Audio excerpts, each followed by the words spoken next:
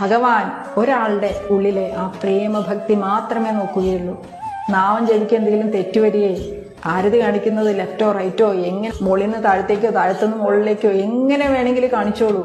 അത് നിങ്ങളുടെ മനസ്സിൽ പ്രേമഭാവം നിറഞ്ഞിട്ടാണെങ്കിൽ ഭഗവാൻ അത് മാത്രമേ നോക്കുകയുള്ളൂ. ഭഗവാനിലേക്ക് അത് മാത്രമേ എത്തുകയുള്ളൂ. നമ്മൾ ഈ ജപിക്കുന്ന നാമങ്ങൾ ചൊല്ലുമ്പോൾ ആ നാമങ്ങളുടെ ആ ശബ്ദമല്ല ഭഗവാൻ നോക്കുന്നത്, അതിനകത്ത് ഭാവം, പ്രേമഭാവമുണ്ടോ, പ്രേമഭക്തി അതിനകത്തുണ്ടോ എന്ന് മാത്രമാണ് ഭഗവാൻ നോക്കുന്നത്.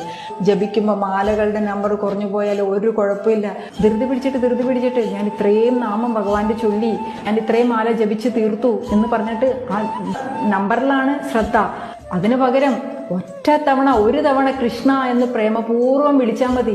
ഇനി നാമം ജപിക്കാൻ സാധിച്ചില്ല, പ്രേമഭാവത്തോടെ ഭഗവാനെ സ്മരിച്ചിരിക്കുകയാണെങ്കിൽ നാമം ജപിച്ചില്ലെങ്കിലും കുഴപ്പമില്ല, മറ്റു സേവകളൊന്നും ചെയ്തില്ലെങ്കിലും കുഴപ്പമില്ല.